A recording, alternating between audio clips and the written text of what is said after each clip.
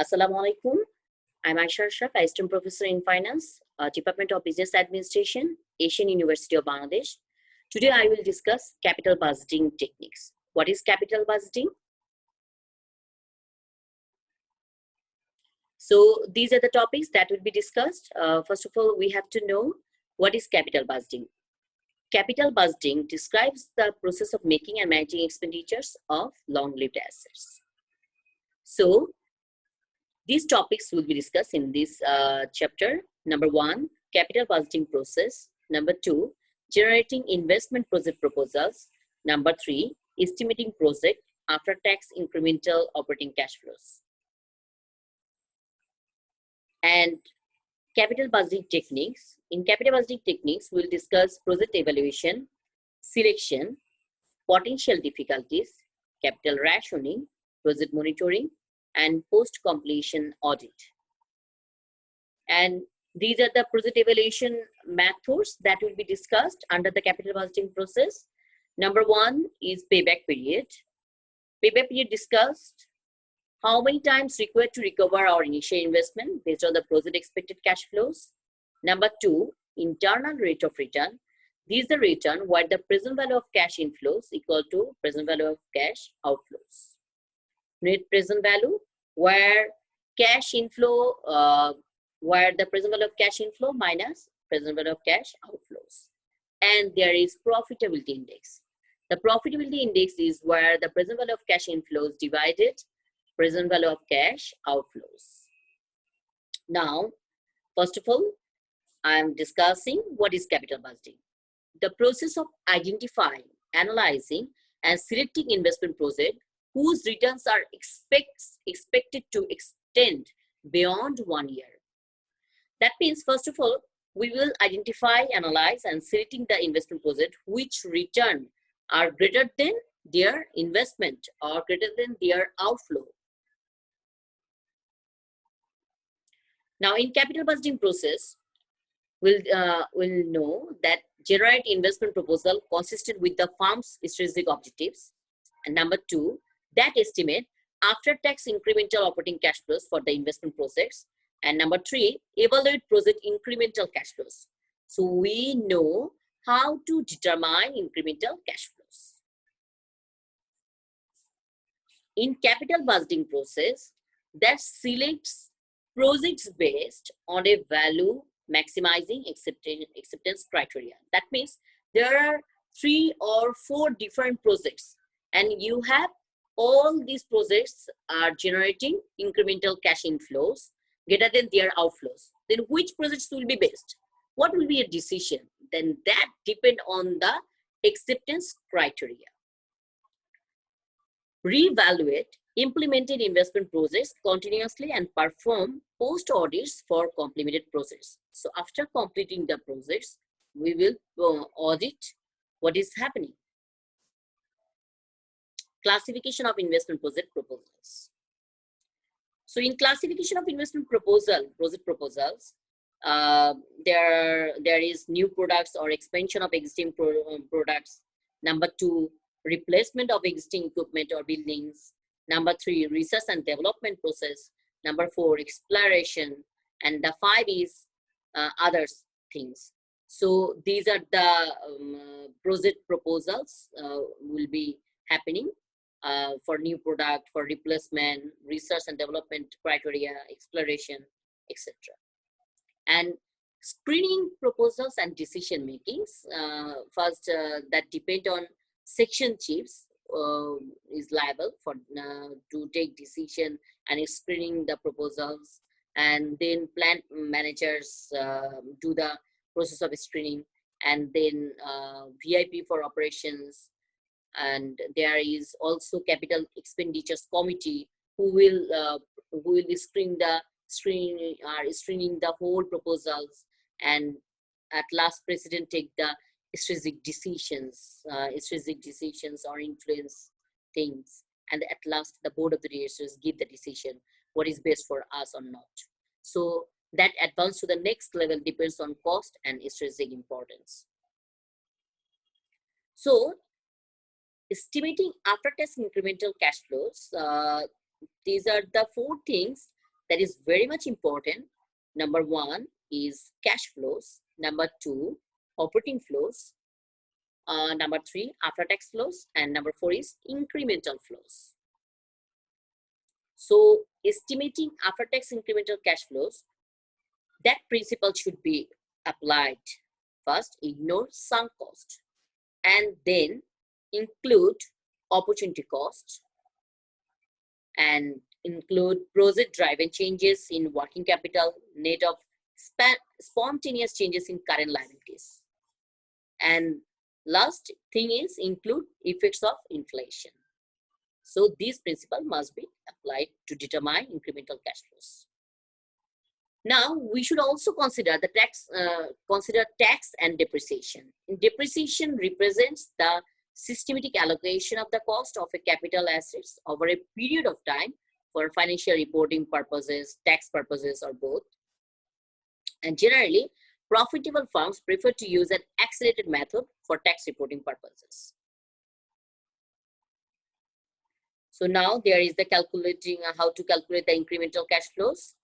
First, initial cash outflows, initial net cash investment or outflow, that whatever we are saying, that mainly outflow of the project or outflow of the proposals.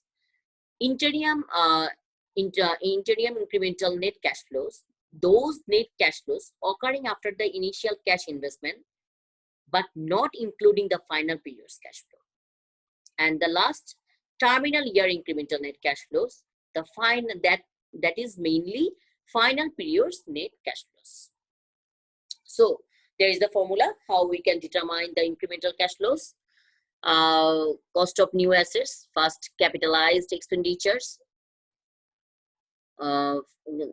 plus increased net working capital minus net proceeds from sale of old assets if replacement needed, plus taxes due to the sale of old asset if replacement. So we'll get the initial cash outflows.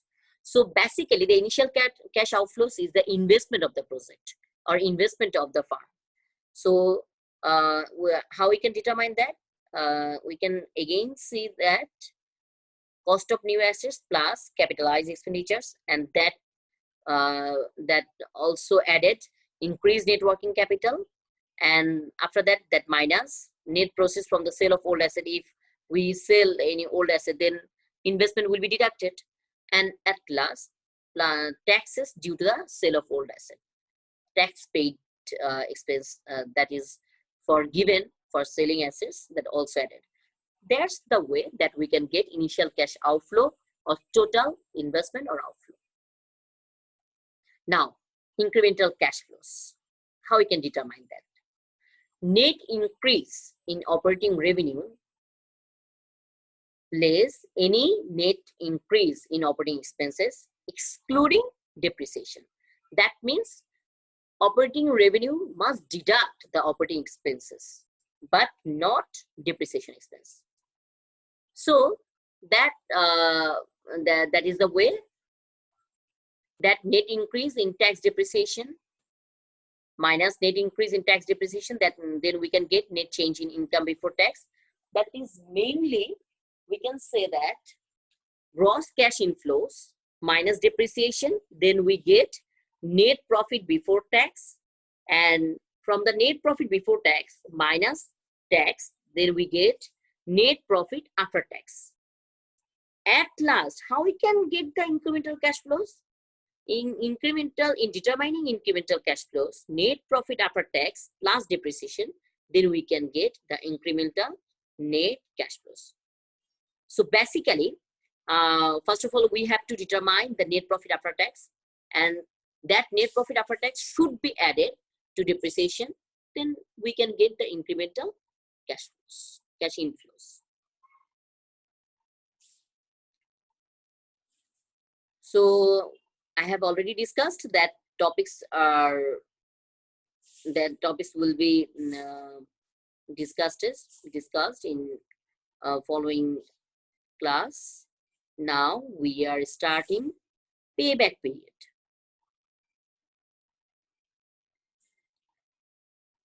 What is payback period?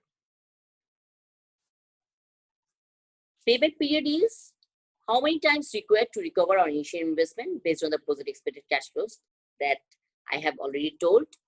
Now, there is the example. Proposal project data. Julie Miller is evaluating a new project for her farm basket owners. She has determined that the after-tax cash flows for the project will be $10,000. That is the first year cash inflows. And in second year cash inflows is 12,000. Third year cash inflows is 15,000. And fourth year cash flows is 10,000. And the last fifth year cash inflows is 7,000. So these are the cash inflows from year 1 to year 5.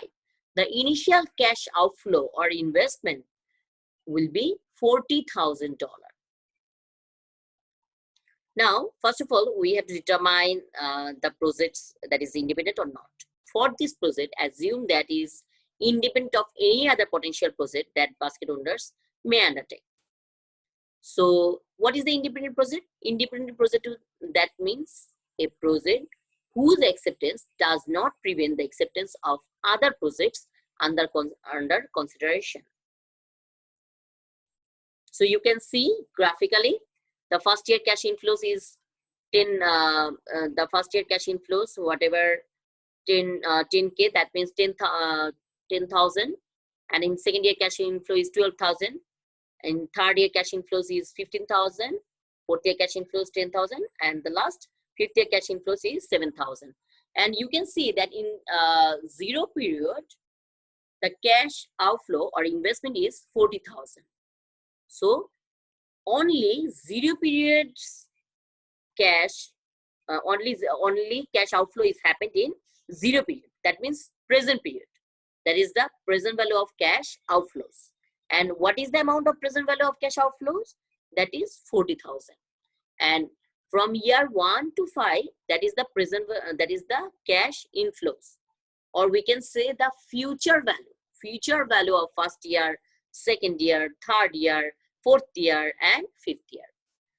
Now, payback period is the period of time required for the cumulative expected cash flows from an investment projects to equal the initial cash outflow. I've already told that mainly calculate the time period or how many times required to recover our initial investment based on the project expected cash inflows. Now, first of all, we have to determine the cash flow and cumulative cash flow. How we can determine cumulative cash flow? The first year cash inflow is 10,000 and second year cash inflow is 12,000, third year 15,000, fourth year 10,000, and the last fifth year is 7,000. And first of all, we have to determine the cumulative cash inflows. So the first year cumulative cash flow is 10,000, 10,000. But in second year, that is the combination of first and second year's cash inflows. So that will be 10,000 plus 12,000. So we get the cumulative cash inflows is 22,000. And in third year, that is the combination of 3 years cash inflows. So 10,000 plus 12,000 plus 15,000, we can get the third year cumulative cash flow is 37,000. And in fourth year, that is the combination of 4 year cash inflows. 10,000 plus 12,000 plus 15,000 plus 10,000. So we are getting 47,000 cash inflows. And the last year, the fifth year, that is the combination of 1 to 4 year cash inflows. So we can get the cumulative amount is 54. So, you know, 1, 2, 3. Okay, these are the amount. The first year cash inflow is 1, second year is 2, third year is 3. So first year cumulative amount will be 1 equal to 1. But in second year, that will be 2 plus 1 equal to 3. And last year will be 1 plus 2 plus 3. That means 6. So that is the cumulative amount. Now, we are putting the value to calculate the payback period. First of all, we have to determine what is A, B, C, and D for this formula. To calculate the payback period, the formula is A plus B minus C divided D. First of all, we have to know what is A. A is A that determines the number of years where cumulative amount is less than or equal to outflows. So what is our outflows? Our outflow is 40. So in which year our cumulative amount is lower than outflow? C, between the third year to fourth year. In third year, the cumulative amount is 37 lakh. But in fourth year, the cumulative amount is 47. Sorry, in third year, the cumulative amount is 37,000. And in fourth year, the cumulative amount is 47,000. That means our outflow is recovered within third year to fourth year. So that is start from where? That is start from third year. So we have taken 3 as A. That is the starting year. And what is the B in our formula? The B is the amount of investment or outflow. So that is 40. And what will be the C? The C will be the cumulative amount where that cumulative amount which is less than outflow or investment or equal to outflow or investment. So in third year, the cumulative amount is 37,000. That is counted as a C. And what will be the D? D is determined when we can determine the C, then after C, the cash inflow, after that the cumulative amount is called D. So we have calculated in third year, the cumulative amount is C. So after that, the cash inflow is in fourth year, that is D, that is 10,000. So now you have already gotten A, B, C, and D. So we are putting the value. So the A is 3 plus B is 40 minus C is 37 and D is the where cumulative amount is less than outflow found. Then after that period, cash inflow is D. So that is 10. So you are all calculating that. You are getting payback period is 3.3 years. Then what will be the acceptance rejection area? Must be there is a cutoff period in every business. What is the cutoff period? The cutoff period is in which time period your investment will be required or must be required. If your payback period is less than cutoff period, then what will be the decision? Your cutoff period is 4. Suppose your cutoff period is 4 in this math, and your payback period is 3.3 years. That means within 4 years, you have to recover your investment. So within 4 years, your cash inflows are already recovered. So our payback period is, our calculated payback period is less than cutoff period. So that is accepted. Our proposal is accepted based on payback period.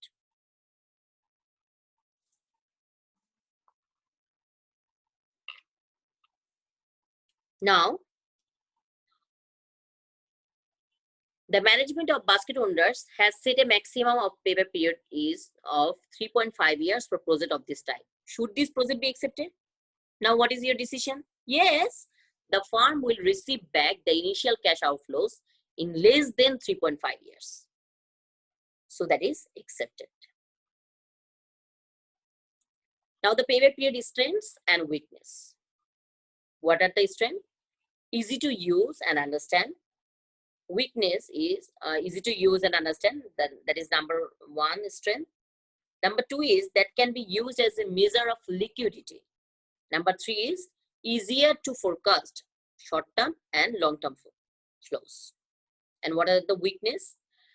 The first weakness is it does not account for time value of money. And number 2 is that does not consider cash flows beyond the payback period. And the number 3 is cutoff period is subjective. Now, this is the second method, net present value. So what is net present value? Net present value is the present value of investment project's net cash inflows minus the project initial cash outflows. That means all present value of cash inflow minus initial cash outflow or investment. That we can get NPV, net present value. And net present value is the best method among these capital budgeting techniques. So how we can get the NPV? Now this is the formula. NPV or net present value equal to CF, that means first year cash inflow divided 1 plus K. K means return. What are the project's return? That is K. So 1 plus required return to the power of 1, because that is the first period, plus second year cash inflows divided by 1 plus K to the power 2. And that is continuous going. And at the end of the year, that is CFN, that means cash flow of number of year divided by 1 plus K to the power N. So that is counted present value of cash inflows minus ICO, initial cash outflow. Now this is the math. I am using the previous problem to solve NPV. Just added discount rate or required return is 13%. So our K is 13%. But all over you can see that our first period, second period and third year cash inflows is given here. The first period cash inflows is 10,000, second year cash inflow 12,000, third year 15,000, fourth year 10,000, and the last fifth year is 7,000. So now I'm putting this value. So the first year cash inflow is 10,000 divided 1 plus R, 1 plus K. K means 13%. So 1 plus 0.13 to the power of 1.